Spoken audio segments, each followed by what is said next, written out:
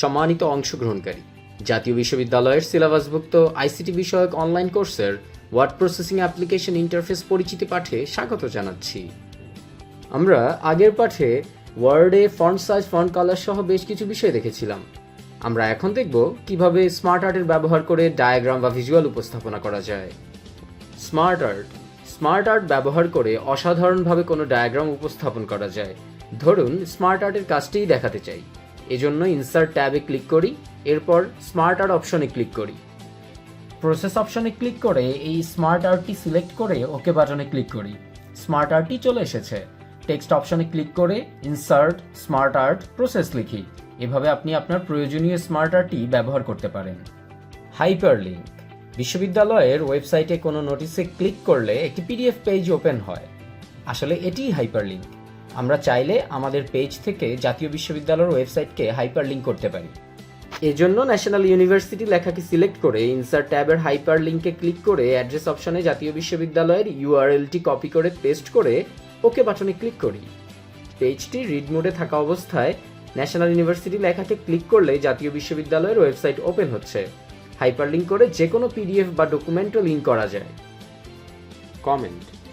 Thesis ও গবেষণার জন্য comment অত্যন্ত গুরুত্বপূর্ণ।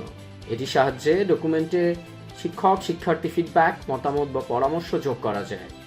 কমেন্ট লেখার জন্য ইনসার্ট ট্যাব থেকে কমেন্ট অপশনে ক্লিক করে কমেন্ট বক্সে জাতীয় বিশ্ববিদ্যালয়ের শিক্ষার্থীদের জন্য আইসিটি অনলাইন কোর্স লিখলাম, এটিই কমেন্ট হিসেবে দেখা যাবে।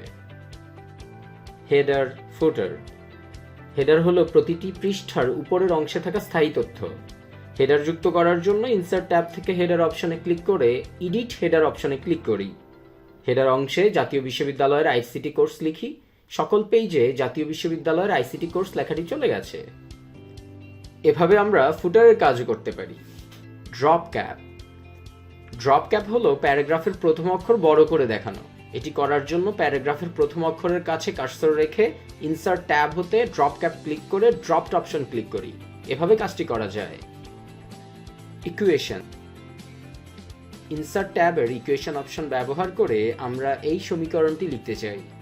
এজন্য ইনসার্ট ট্যাবে ক্লিক করে ইকুয়েশন বাটনে ক্লিক করি। টাইপ ইকুয়েশন হিয়ার অপশনটির মধ্যে ক্লিক করে ফ্র্যাকশন অপশন থেকে এটি সিলেক্ট করি। কিবোর্ড থেকে -b টাইপ করি। এরপর এখান থেকে প্লাস মাইনাস ইনসার্ট করি। র্যাডিক্যাল অপশন থেকে √ওভার সিলেক্ট করি।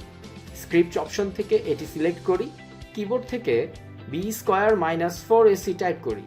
এখানে 2a টাইপ করি। এভাবে আমরা ইকুয়েশন ব্যবহার করে প্রয়োজনীয় সমীকরণ লিখতে পারি। সিম্বল অপশন ব্যবহার করে বিভিন্ন ধরনের চিহ্ন আনা যায়। এটি করার জন্য ইনসার্ট ট্যাবের সিম্বল অপশনে ক্লিক করি। যে সিম্বল প্রয়োজন তা সিলেক্ট করে ইনসার্ট করি। এভাবে কাজটি করা যায়। আজকের পাঠে আমরা আলোচনা করলাম smart art, hyperlink, comment, header, footer, drop cap, equations ও সিম্বল। এতক্ষণ সাথে থাকার জন্য ধন্যবাদ।